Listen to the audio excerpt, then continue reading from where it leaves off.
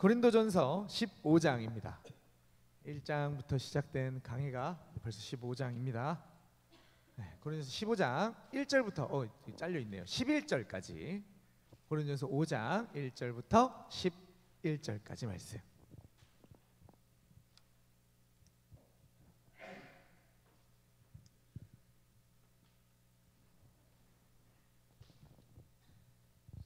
한 절씩 교독하겠습니다.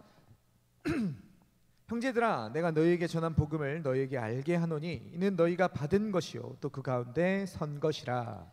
너희가 만일 내가 전한 그 말을 굳게 지키고 헛되이 믿지 아니하였으면 그로 말미암아 구원을 받으리라. 내가 받은 것을 먼저 너희에게 전하였노니 이는 성경대로 그리스도께서 우리 죄를 위하여 죽으시고 장사 지낸 바 되셨다가 성경대로 사흘 만에 다시 살아나사 게바에게 보이시고 후에 12 제자에게와 그 후에 500여 형제에게 일시에 보이셨나니 그 중에 지금까지 대다수는 살아있고 어떤 사람은 잠들었으며 그 후에 야고보에게 보이셨으며 그 후에 모든 사도에게와 맨 나중에 만삭되지 못하여 난 자 같은 내게도 보이셨느니라. 나는 사도 중에 가장 작은 자라. 나는 하나님의 교회를 박해하였으므로 사도라 칭함받기를 감당하지 못할 자니라. 그러나 내가 나된 것은 하나님의 은혜로 된 것이니 내게 주신 그의 은혜가 헛되지 아니하여 내가 모든 사도보다 더 많이 수고하였으나 내가 한 것이 아니요 오직 나와 함께 하신 하나님의 은혜로라. 함께 읽겠습니다. 그러므로 나나 그들이나 이같이 전파하매 너희도 이같이 믿었느니라. 아멘. 우리 함께 읽은 이 말씀을 내가 나된 것은 이라는 제목으로 살펴보도록 하겠습니다. 지난주에 이제 성경 골들배를 통해서 그동안 우리가 살펴온 고린도전서의 내용들을 간단하게 복습해 봤습니다. 나름대로 이제 고민하면서 짠 문제들인데 그 문제들의 나름의 이유들이 있었고 흐름들이 있었는데 캐치를 하셨는지 잘 모르겠네요. 지난주 골든벨 첫 번째 문제 뭐였는지 혹시 기억나실까요? 네? 네, 그렇죠. 네, 우리 청년교구 표어 물었습니다. 올해 표어 뭡니까? 네, 우리는 교회입니다. 우리는 교회입니다. 우리 청년교구가 주님의 교회로 세워지기를 바라면서 올해를 시작했고 그렇게 기도하며 선택한 성경이 고린도전서입니다. 자, 그런데 우리가 지난주 문제들을 쭉 살펴보면서도 풀어내면서도 확인을 했겠습니다만 고린도 교회는 결코 이상적인 교회가 아닙니다. 결코 가볍지 않은 문제들이 많고 또 많은 교회가 바로 고린도 교회였어요. 지금까지 우리가 살펴봤던 문제들 간단하게 한번 살펴볼까요? 자, 가장 먼저 교회 안에 계파가 나누어져서 서로 분쟁하고 있었습니다. 아볼로파, 게바파, 바울파, 심지어 그리스도파까지. 교회가 목사파, 장로파 두 개로만 갈라져도 교회가 찢어질 판인데 무려 4개로 갈라져서 자기들끼리 분쟁하고 있었으니 교회가 얼마나 혼란했을지 우리가 유추할 수 있죠. 거기에다가 이방인들 중에서도 없을 음행의 문제도 있었고요. 좀 미리 뜨긴 했습니다. 네, 음행의 문제도 있었고 그리고 그 음행의 죄가 교회 안에서 다루어지지 않고 그저 방치되고 있었습니다. 교회 안의 문제를 가지고 세상 법정으로 나아가 소송하는 문제도 있었고 가정의 문제, 결혼, 이혼, 독신의 문제들도 있었고 우상 숭배의 재물들을 먹는 문제도 있었어요. 그리고 11장부터 14장까지는 공예배의 TPO 속에서 예배의 문제들이 다루어졌습니다. 예배 안에서 질서의 문제, 남자, 여자의 복장의 문제, 막 머리에 뭘 쓰니 많이 기억나실까요? 자, 그리고 성만찬도 무분별하게 진행이 되고 있었고요. 마지막으로 14장 후반부까지 방언이니 예언이니 은사의 문제 역시 심각하게 진행이 되고 있었습니다. 자, 그럼 이렇게 많은 문제들을 가지고 있는 교회를 통해서 우리가 무엇을 배울 수 있을까요? 우리는 교회입니다 라는 표어로 이 본문을 정하고 이 본문을 살펴보고 있는데 이 문제 많은 고린도 교회를 통해서 우리가 뭘 배워야 될까요? 반면교사로 삼을 수 있다. 간단하게 그 정도일까요? 여러 문제들이 물론 이 문제들 고린도 전서 안에서 다뤄지고 있는 문제들이 우리 안에 있다면 그것들이 이러한 목회적 권면, 사도 바울의 답변들을 통해서 개혁의 칼날이 될 수 있겠죠. 우리에게 있는 당장에 있는 그 잘못된 문제들을 잘라내고 또 개혁하는데 이 말씀들이 활용될 수 있을 겁니다. 그러나 그게 전부가 아니에요. 고린도전서를 시작하면서 사도 바울은 이 편지를 받는 고린도 교회, 그리고 이렇게 문제 많은 고린도 교회를 뭐라고 부르면서 시작을 했던가 한번 떠올려 볼 필요가 있겠죠. 1장 1절부터 3절까지 말씀입니다. 천천히 같이 한번 볼까요? 시작. 하나님의 뜻을 따라 그리스도 예수의 사도로 부르심을 받은 바울과 형제 소스데네는 고린도에 있는 하나님의 교회 곧 그리스도 예수 안에서 거룩하여지고 성도라 부르심을 받은 자들과 또 각 처에서 우리의 주 곧 그들과 우리의 주 되신 예수 그리스도의 이름을 부르는 모든 자들에게 하나님 우리 아버지와 주 예수 그리스도로부터 은혜와 평강이 있기를 원하노라. 제가 올해 첫 주 주일에 이 본문 가지고 설교를 했던 기억이 있는데요. 다시 2절 말씀 보시면요, 이렇게 문제 많은 교회를 향해서 바울은 하나님의 교회다 부르고 있습니다. 그리스도 예수 안에서 거룩해지고 성도라 부르심을 받는 자들이다, 받고 있는 자들이다 단언합니다. 이걸 통해 우리가 무엇을 확인하는가? 문제가 없어야 하나님의 교회인가? 그게 아니라는 거예요. 문제가 있어도 고린도 교회처럼 이런 수많은 문제들을 가지고 있는 교회라도 하나님의 교회입니다. 그래서 올해 표가 뭐라고요? 우리는 교회입니다. 입니다. 그렇죠? 교회가 되자, 교회가 되어야 한다가 아니라 우리는 교회입니다. 왜 교회인가? 문제를 가지고 있음에도, 여전히 완벽한 교회의 모습을 보이고 있지 못함에도 왜 우리가 교회인가? 그 해답을 오늘 본문을 통해서 함께 발견하는 시간이 되기를 원합니다. 여기 15장에서부터 마지막으로, 15장이 전체 본론의 마지막 부분이거든요. 고린도 교회의 마지막 문제가 다뤄집니다. 고린도전서 본론의 마지막 장, 여기 15장인데, 여기 15장은 앞서 고린도전서 13장 사랑장이 라는 별명을 가지고 있는 것처럼 여기 15장도 별명을 하나 갖고 있어요. 무슨 별명일까요? 성경이 앞에 있으신 분들은 한번 살펴보시고 앞에 있는 소제목들도 막 보시면요, 어떤 단어들이 막 등장을 합니까? 부활이란 단어가 등장을 합니다. 고린도전서 15장에 대한 별명이 부활장이에요. 그리고 앞선 13장의 그 사랑장이 고린도 교회를 향해 보낸 사도 바울의 목회적 권면의 절정이라면, 여기 부활장은 권면의 그 결론의 결말, 마지막 부분을 장식하는 그런 본문입니다. 그리고 오늘 살펴볼 특별히 15장 가운데서 1절부터 11절까지 말씀은 전체 부활장을 끌고 가는 근거를 제시하는 장으로 다름 아닌 예수 그리스도의 부활에 대해서 우리에게 소개하고 있는 내용이에요. 자, 먼저 1절부터 한번 볼까요? 형제들아, 내가 너희에게 전한 복음을 너희에게 알게 하노니 이는 너희가 받은 것이요 또 그 가운데 선 것이라. 자, 가장 먼저 바울은 자신이 전한 복음, 그것을 지금 상기시키면서 15장 부활장을 열고 있습니다. 자, 그런데 그 복음이 뭐라고 얘기합니까? 자기가 전했고 그랬기 때문에 동시에 그들이 이미 받은 것, 또 그들이 지금 그것 가운데 서 있는 것이라고 밝히고 있어요. 서론에서 제가 왜 이리도 문제 많은 교회가 사랑이 없어 서로 자랑하고 분쟁하며 그리고 온갖 문제들로 몸살을 앓고 있는 이 교회가 왜 하나님의 교회라고 불리는가 질문을 드렸습니다. 그렇죠? 어찌 고린도 교회가 교회인가? 바울이 전한 복음, 그 복음을 받았고 그 복음 가운데 서 있기 때문에 고린도 교회는 교회입니다. 사랑하는 청년교구 여러분, 복음이 있다면 거기가 교회입니다. 복음 가운데 서 있다면 그 공동체는 교회입니다. 수많은 문제가 있어도 누가 뭐라고 해도 복음이 있다면 그곳은 분명히 하나님의 교회입니다. 자, 그럼 반대로 참 아름다워요. 건물도 막 기깔납니다. 사람들도 가득가득하고요. 아무런 문제도 없습니다. 수많은 사역들 잘 감당해냅니다. 그런데 거기에 복음이 없다면 거기 교회입니까? 아니라는 거예요. 십자가를 수백 개를 걸어 놓아도 땡땡 교회라고 크게 적어둬도 스스로 교회라고 자랑스럽게 여겨도 그곳에 복음이 없다면, 그들이 복음 가운데 서 있지 않다면 그 집단은 결코 교회가 아닙니다. 왜냐?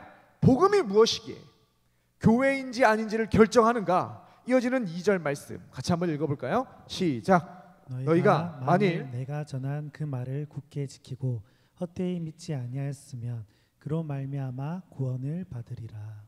네, 그로 말미암아 구원을 받으리라. 복음으로 말미암아 구원을 받기 때문에 복음이 있다면 그 공동체는 교회가 되는 겁니다. 복음이 있으면, 복음 가운데 서 있으면 그 사람은 구원을 받아요. 여기 재밌는 건요, 구원을 받는다라고 하는 이 동사를 헬라어 원문으로 보면 현재 수동태형으로 되어 있어요. 현재 수동태. 이게 무슨 말이냐면요, 먼저 현재 구원을 지금 받고 있다라는 거죠. 과거에 받았다는 거 아니고 앞으로 받을 거 아니고 지금 현재적으로 받고 있다라는 거예요. 지금도 계속 우리 안에서 하나님이 구원의 일을 성취하고 계시다라는 게 현재형에 담겨있는 의미고요. 그리고 수동태형입니다. 그렇죠? 우리가 구원을 만들어가는 것 아닙니다. 우리가 구원을 이루어가는 것 아닙니다. 하나님께서 우리를 구원하고 계세요. 그래서 우리가 수동형인 겁니다. 구원을 받고 있는 거예요. 하나님은 지금도 복음 위에 서 있는 심령들 가운데 일하고 계십니다. 그분은 결코 쉬지 않으십니다. 그러니 어찌 지금 당장의 문제들로 인해서 그 사람 혹은 그런 사람들이 모인 공동체를 교회가 아니라고 얘기할 수 있는가라는 거죠. 누가 뭐라고 하더라도 교회는 구원받은 자들의 공동체입니다. 하나님이 일하시고 계시기에 그분이 반드시 그 구원을 완성하실 것이기에 복음 가운데 있는 자들은 교회라고 불릴 수 있는 겁니다. 그럼 우리는 아무것도 안 해도 되는가? 현재적으로 수동태로 하나님께서 알아서 다 구원을 이루실 거니까 우리는 아무것도 안 하고 그냥 앉아만 있으면 자동적으로 구원이 이루어지는 것인가? 라고 하면 그것이 아니라는 거죠. 이 2절의 말씀은 하나님의 구원에 대해서 말하면서 동시에 우리의 할 일을 분명히 꼬집고 있습니다. 너희가 만일 내가 전한 그 말을 굳게 지키고 헛되이 믿지 아니하였으면, 그랬으면 너희 안에 우리 안에 그 복음으로 인해 구원이 성취되고 하고 최종적으로 완성이 된다라는 거예요. 자, 근데 이게 없어요. 전한 그 말을 굳게 지킴도 없고요. 헛되이 믿었다면 그럼 그거 교회 아니라는 겁니다. 먼저 여기서도 바울은 앞선 1절과 같이 자신이 전한 복음을 강조하고 있습니다. 남의 복음 아닙니다. 저기 어디서 주워온 복음 아니에요. 사도 바울 자신이 전한 그 말, 자신이 전한 그 복음을 굳게 지켜야만 한다라는 거죠. 기억을 하실지 잘 모르겠습니다만 안 오신 분들도 많으실 테고, 작년 여름 수련회 때 에토코스라는 주제로 복음에 대해서 살피는 시간들을 가졌습니다.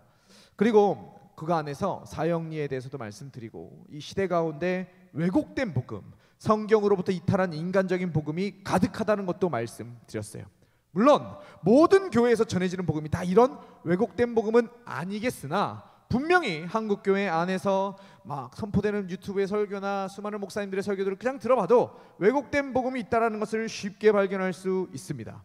그런 복음이라면, 즉 사도 바울이 전한 그 복음에서 떠난 복음이라면 그것을 아무리 굳게 지켜도 거기는 교회가 아닐 수 있다라는 거예요.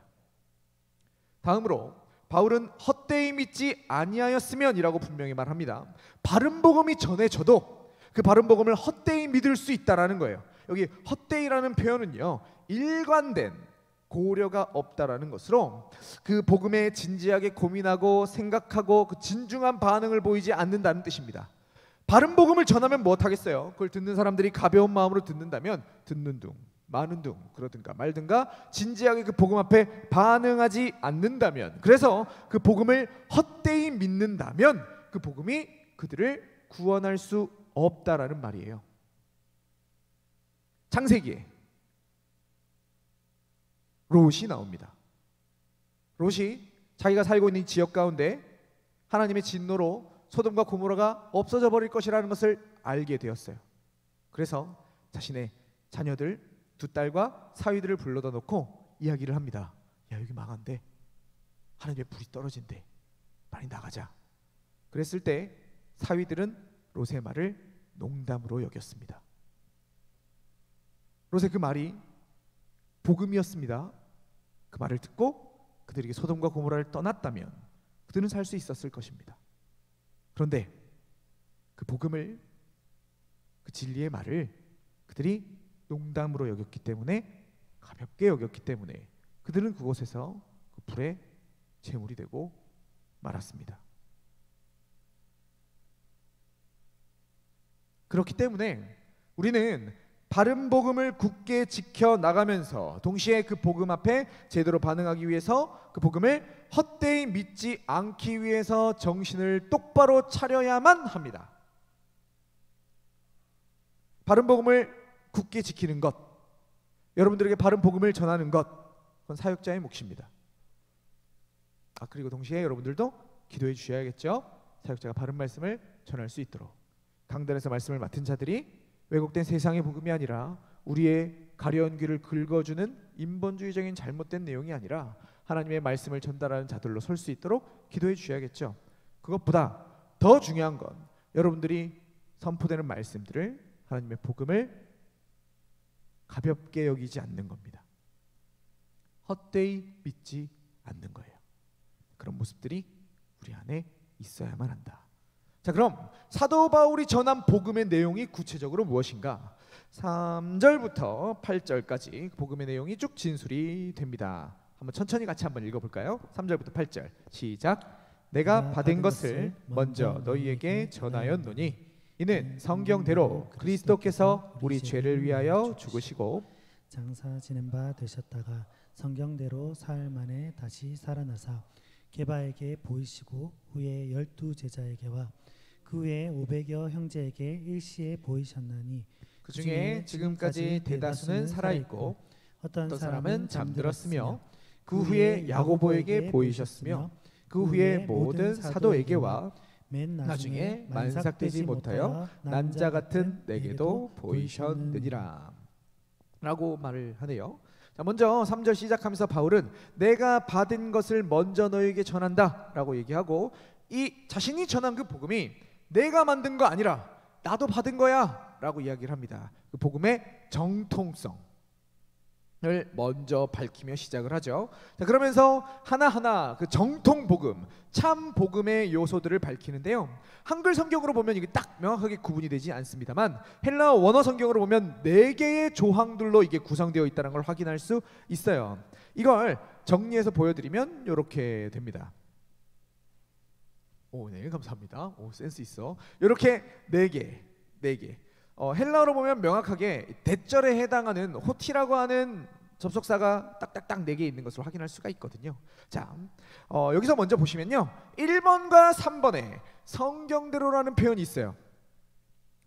그리스도의 죽음, 1번이 죽음이고 3번이 부활인데, 그리스도의 죽음과 부활이 갑자기 혹은 우연히 일어나는 것이 아니라 철저하게 성경대로 하나님께서 약속하신 그 말씀들을 성취한 사건이라는 것을 강조하고 있습니다. 특별히 여기에 이 성경대로는 모두 복수형입니다. 그래서 정확하게 번역하면 성경들대로라고 해야 돼요.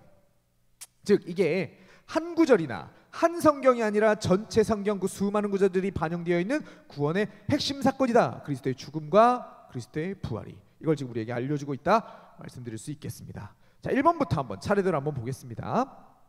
1번, 가장 먼저 그리스도께서는 우리 죄를 위해 죽으셨어요. 여기서 우리가 죄를 가지고 있는 죄인들임이 가장 먼저 확인이 됩니다. 남의 죄, 너의 죄, 저 사람의 죄가 아니라 우리 죄잖아요. 그렇죠? 우리 죄를 위하여. 그러니까 우리는 죄인이에요. 믿으십니까? 믿으세요? 인정하십니까? 죽을 수밖에 없는, 지옥이 가장 잘 어울리는 하나님의 원수들, 본질상 진노의 자녀들임을 받아들이시냐고요? 이게 1번입니다. 나에게 그리스도께서 대신 죽으셔야만 할 만큼의 죄가 있다, 이걸 인정하는 것이 복음의 시작입니다. 이게 인정되지 않으면 그분의 이어지는 죽으심은 아무런 소용이 없어요. 분명히 말씀드립니다. 우리 주님은 의인이 아니라 죄인을 부르러 오셨습니다. 병든 자에게라야 의사가 필요한 것이죠. 그렇게 죄인인 우리, 그래서 하나님의 심판으로 지옥에 처박혀야 하는 우리를 대신해서 그 죄를 해결하기 위해서 우리 주님 죽으셨다. 이게 복음의 1번 조항입니다. 2번, 장사 지낸 바 되셨습니다. 이건 제가 사도신경 공부할 때 말씀드린 바 있는데요. 장사 지낸 바 되셨다, 그리스도께서 3일간 죽음의 자리에 계셨다, 이게 제가 무엇을 의미한다고 말씀드렸을까요?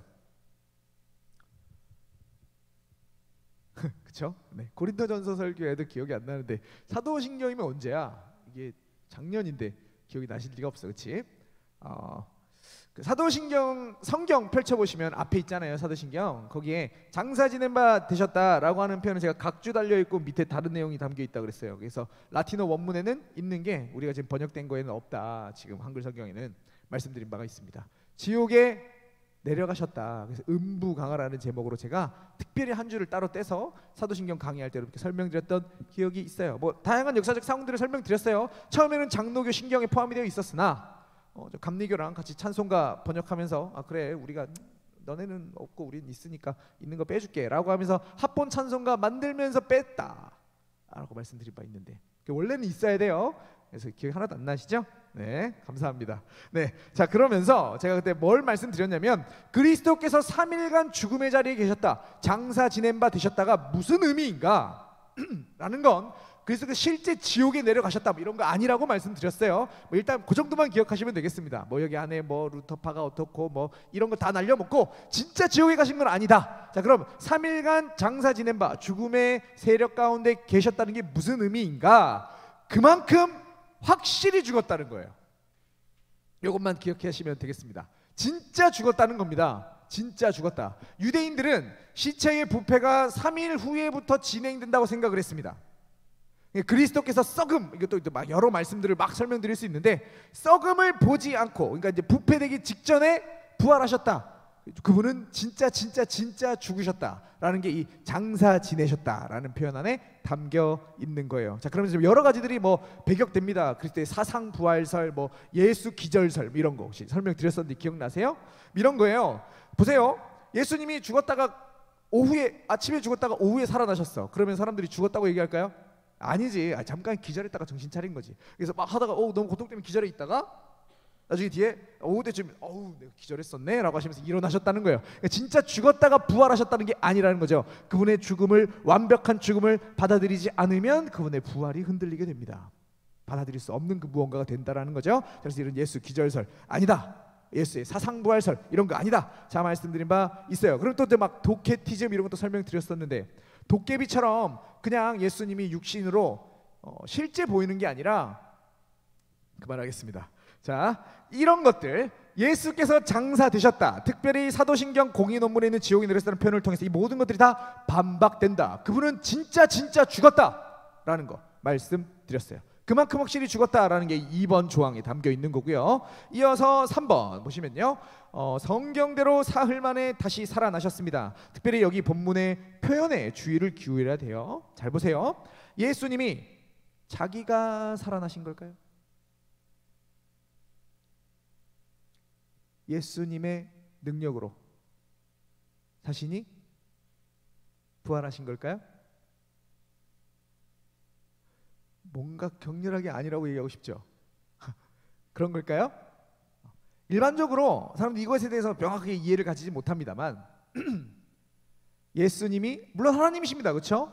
참 하나님이시면서 태초부터 계셨던 그분이니까 자기 스스로 살아날 수 있어요. 뭐래 이렇게 죽음 툭툭 털고 이렇게 빵빠밤 하실 수 있는 분이죠. 그런데 성경은 단 한 번도 예수님이 스스로 살아나셨다고 얘기하고 있지 않습니다. 당장 이 구절도 지금 성경 그대로 갖고 온 건데요, 이 구절도 보시면 살아나심이 아니라, 내가 살아난 게 아니라, 그분이 살아난 게 아니라 여기도 수동태로 되어 있어요. 그러니까 정확하게는 일으키심을 받은 거예요. 예수님이 자기 혼자 털고 일어나신 게 아니라요, 부활 받으셨다고. 자신이 힘이 아니라는 겁니다. 어떻게 부활을 받으셨는가? 누가 예수를 살렸는가? 로마서 8장 11절 말씀 같이 한번 볼까요? 시작. 예수를 죽은 자 가운데서 살리신 이의 영이 너희 안에 거하시며 그리스도 예수를 죽은 자 가운데서 살리신 이가 너희 안에 거하시는 그의 영으로 말미암아 너희 죽을 몸도 살리시리라. 자 보세요. 예수를 죽은 자 가운데 살리신 이의 영 누구실까요? 대충 때려 맞춰 보세요. 영 뭘까요? 성령이죠. 자 그리고 그의 영으로, 자신의 영으로 죽을 몸을 살리신 분, 그분이 누구겠는가? 성령을 매개로 예수를 살리실 분은 성부 하나님이시죠. 따라서 예수님은 하나님께서 성령을 통해 살리신 겁니다. 특별히 예수께서 여기서 부활함을 받았다라는 것은요, 로마서 8장 11절에서도 확인할 수 있듯이 그 영이 우리 안에 있다면 우리도 그렇게 부활할 수 있다는 것을 보여주는 귀중한 근거가 되는 거예요. 예수조차도 살리셨어요. 그분께서 그분의 영으로. 근데 그 영이 우리 안에도 있는 거죠. 그러니까 우리도 살려주시겠구나, 나도 부활할 수 있겠구나. 앞으로 몇 주간 계속해서 이 15장을 살펴보면서 확인하게 될 겁니다. 예수의 부활 받음이 우리 부활의 근거가 된다라는 거.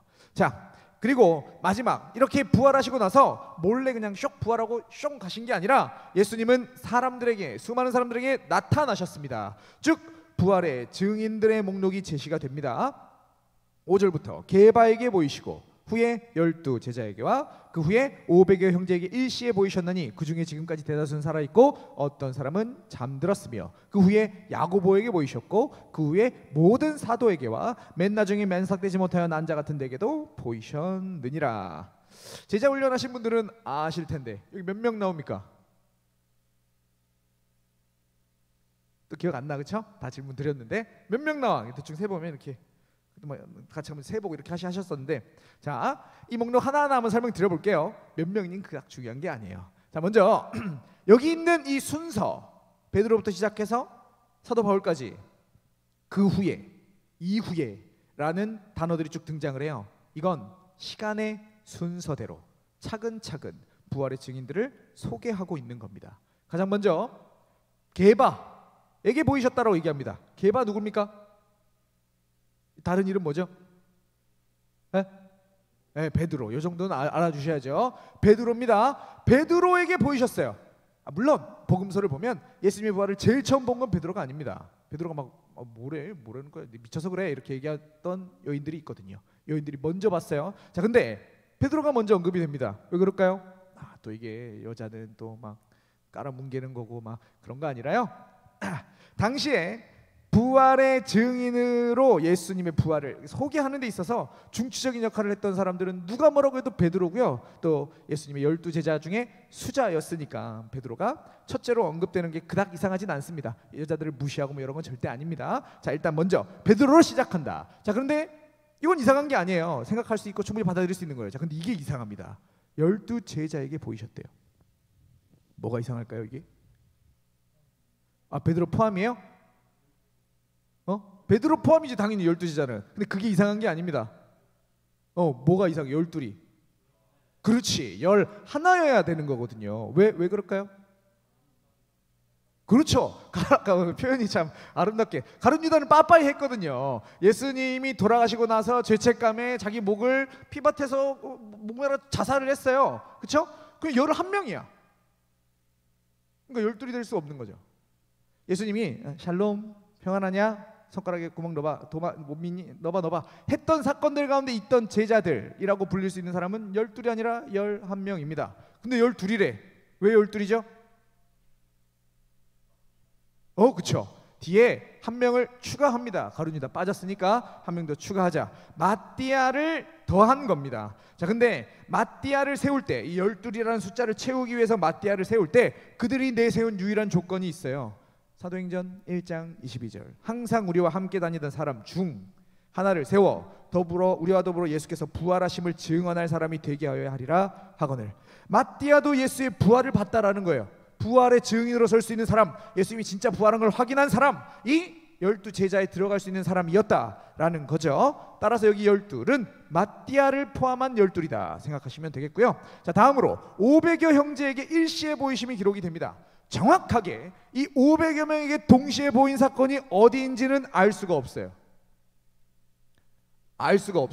일반적으로 그냥 유추하기로는 예수님 승천하실 때 수많은 무리들이 봤는데 그들이 한 500명쯤 되었나 보다 라고 일반적으로 생각을 하긴 합니다만, 그들이 500명인지 1000명인지 296명인지 우리가 알 방법이 없어요. 이건 어디까지 유추입니다. 정확하게 이 500의 형제가 누구인지, 어떤 사건 속에서 보여주신 건지 확인할 방법이 없다. 한 가지 확실한 건 예수님께서 40일간 열심히 여러 사람들에게 자신의 부활을 보여주셨다는 거고요. 자, 근데 여기서 중요한 건 이 500의 사건이 뭔지를 따지는 게 아니라 500여 명에게 일시에 보이셨다는 게 중요한 거예요. 한 번에 500명이 다 봤다는 게 중요한 겁니다. 그분의 부활을 한 명이나 소수가 봤다고 얘기하면 자기들끼리 샤브샤브 해가지고 속이게 한다거나, 아니면 소수면 예수님을 너무 사랑했던 사람이 상사병 걸리듯이 미쳐갖고 얘기할 수 있다라는 거예요. 근데 500여 명이 한 번에 봤다면 그보다 더 이 예수의 부활에 대한 역사성이 확실해지는 것이 없다라는 거죠. 심지어 바울은 그들 중에, 그 500여 명 중에 아직도 많은 사람들이 살아있다, 가서 만나봐라 라고 증언할 수 있는 사람들이 있다고 얘기하면서 예수님의 부활이 이 고린도전서가 기록되던 당시에 여전히 확인이 가능하던 그 무엇이다라는 것을 우리에게 알려주고 있습니다. 자, 다음으로 야고보에게 보이셨습니다. 예수님의 제자 야고보가 아니라 예수님의 형제 야고보입니다. 제가 여기 있는 목록들이 시간 순서라고 좀 말씀을 드렸어요. 그렇죠? 그럼 앞선 12제자가 이미 언급됐으니까 여기 야고보는 예수님의 제자가 아닌 야고보여야 합니다. 그러면서도 특별히 야고보가 누구다 설명하지 않고 있죠. 그러니까 그냥 예수님의 제자가 아닌데도 불구하고 야고보 하면 누군지 다 알만한 사람이어야 돼요. 그리고 그런 사람은 초대교회 가운데 예수님의 형제, 주의 형제 야고보 말고는 없습니다. 초대교회에서 기둥처럼 여겼던, 처음으로 예루살렘 공의회 전체 교회가 모여서 회의를 할 때 의장 역할을 맡았던 야고보 말고는 이 조건들을 충족시키는 야고보가 없다라는 거. 자, 다음으로 모든 사도에게 와라고 이야기를 하죠. 여기에 모든 사도는 바로 이 앞에 있는 야고보까지를 포함하는 여러 사람들입니다. 12제자로부터 시작된, 그리고 거기서부터 점차 확장되어 나온 예수님의 사도들, 몇몇 사람들이 추가가 더 됩니다. 예수님이 사도로 보내심을 받아서 부활의 증인으로 사역했던 사람들을 포함하는 보다 많은 인원들의 그룹들이 이 모든 사도에게와라는 단어에 포함이 되고 있고요. 여기까지는 기억해 두시면 좋을 설명드리고, 이 내용들 가운데 중요한 건 8절이에요. 사도 바울 자신에 대한 설명입니다. 시간 순서상 바울이 마지막이 확실합니다. 왜 그럴까요?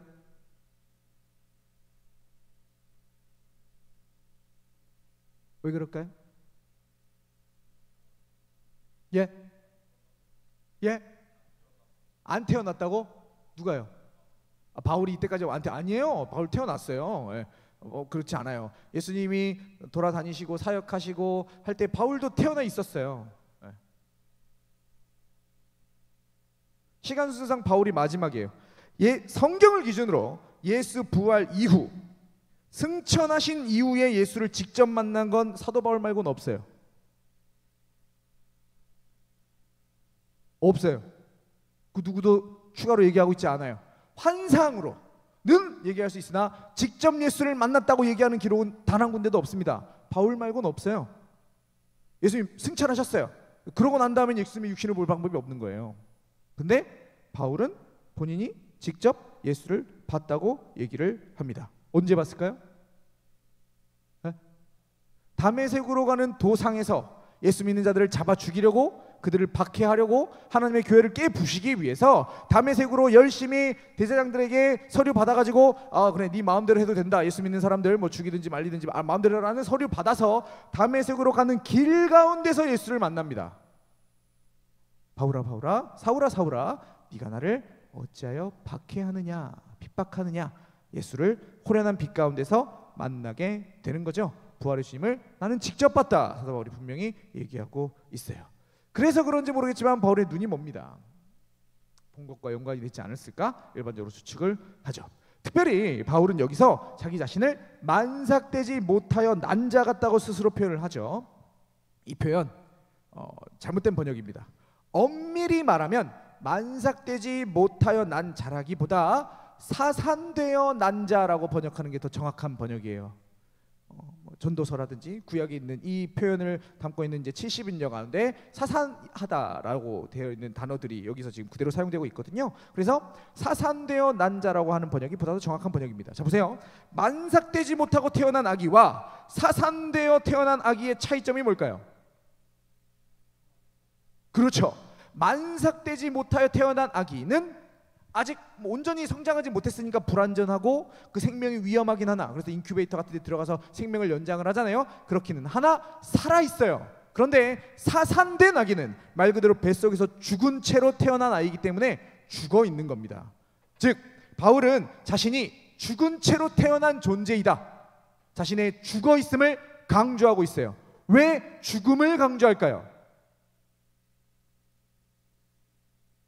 앞서 쭉 설명드렸던 걸 기억하면 이해할 수 있어요. 왜 예수의 죽음, 장사된 3일 동안 죽어 있다라는 사실이 중요한가? 이게 흔들리면 이어지는 부활이 흔들리니까.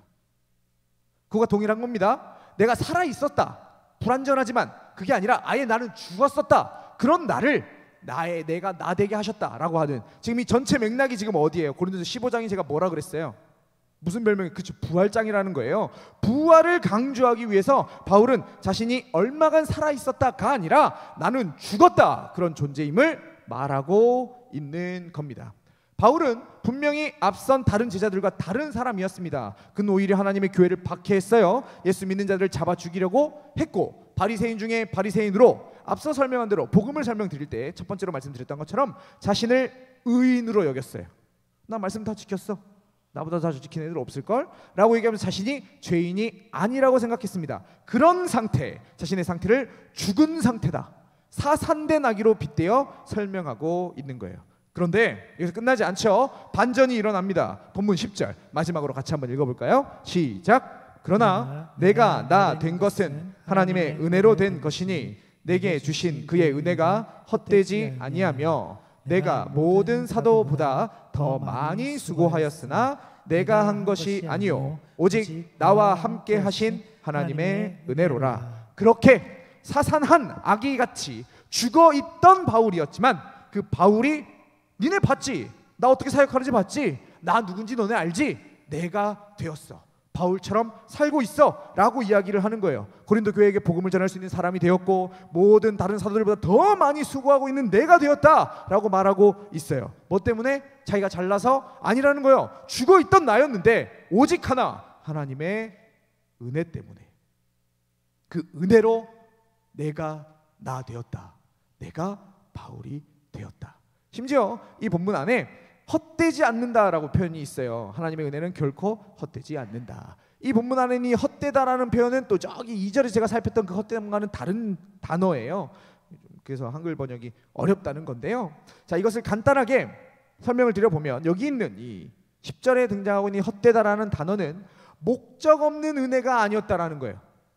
결과를 명확하게 가지려는 목적을 가졌고, 그 결과를 만들어내는 은혜다, 열매를 맺어내는, 반드시 결과를 만들어내는 은혜다라는 거예요. 그 은혜와 함께 한다면 사산된 아기와 같던 사도 바울도 바울이 되는 거죠.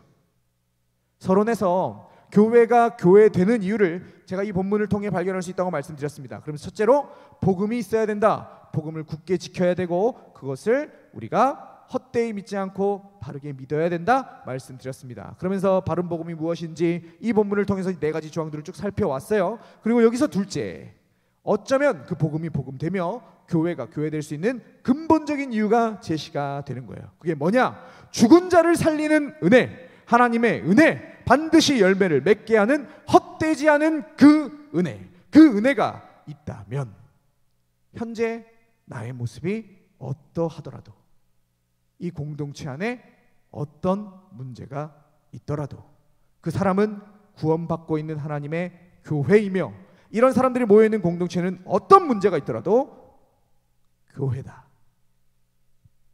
라는 거죠. 우리 교회는 어떠한가? 바른 복음이 전해지고 있고, 또 우리가 그것을 헛되이 믿지 않고 그것 위에 굳게 서 있는가?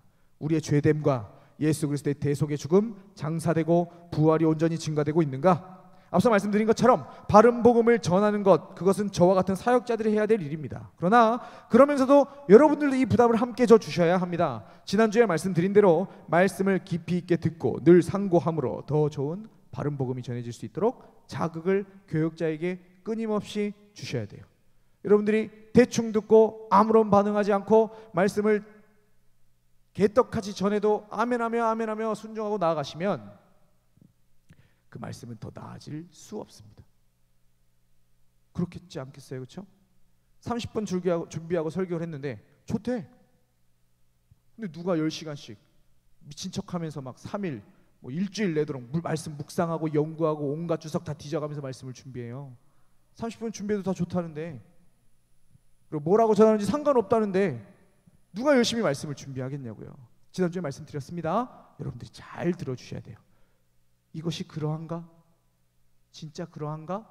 고민하시면서 묵상하시면서 한 주 내도록 말씀을 붙들고 살아주셔야 돼요. 그리고 이상한 거 있으면 질문하십시오. 질문하라고 말씀드렸어요. 그렇죠? 물론 질서가 중요하니까 설교 중에 제가 얘기하고 있는데 갑자기 그거 아닙니다. 이건 아니고요. 순서대로 제가 하고 나서 질문을 드렸을 때 얘기를 하신다거나 아니면 끝나고 나서 말씀을 하신다거나 그렇게 해서 바른 말씀이 전해질 수도 여러분들도 애를 써 주셔야 한다라는 거고요. 그리고 바른 말씀을 전할 수 있는 사역자들이 이곳에 설 수 있도록 기도해 주셔야 합니다. 그리고 무엇보다 그러한 복음을 헛되이 믿지 않으셔야 되겠죠. 그저 다음 주에도 그 다음 주에도 또 들을 수 있겠지. 그래 너는 떠들어라. 나는 안 들을란다 하시지 마시고 진지하게 그 복음으로 내 자신을 들여다 보아야 합니다. 그 복음을 받아들이셔야 돼요. 그 복음으로 내 자신을 깨부셔 주셔야 됩니다. 그래야만 하나님이 그 복음으로 우리의 구원을 이루어 나가실 것이기 때문이죠. 다음으로 우리의 수많은 문제가 있어도 하나님의 은혜가 있다면 우리는 교회입니다. 내가 나 된 것은 바울이 이미 죽은 자신도 죽어 태어난 자 같은 자신도 사도들 중에 가장 많은 사역을 감당하게 하신 하나님의 은혜를 고백하듯이 우리 안에 은혜가 있다면 우리는 하나님의 백성들임에 동시에 교회입니다. 가뭄으로 강바닥이 드러나면 그 밑에 깔려있던 온갖 오물들이 다 보이죠. 그런데 하나님의 은혜의 비가 쏟아지면 그런 오물들은 아무런 문제가 되지 않아요. 그 물들을 덮고 바다로 유유히 흐르는 은혜가 있다면 그 강은 등이 생명이 됩니다. 은혜를 사모하시기 바랍니다. 죽은 자를 능히 살려내는 하나님의 은혜를 사도 바울이 바울 되게 했던 그 은혜를 붙잡으시기 바랍니다. 그 은혜가 우리가 교회라는 것을 세상에 보여줄 것입니다. 찬양팀들 등단해 주시고요. 자, 우리는 교회입니다. 바른 복음 위에 있다면 하나님의 은혜가 있다면 우리는 분명히 교회입니다. 바른 복음을 통해 역사하는 하나님의 은혜, 우리 안에서 구원을 이루시는 그 하나님의 은혜, 그것이 있다면 우리는 교회입니다.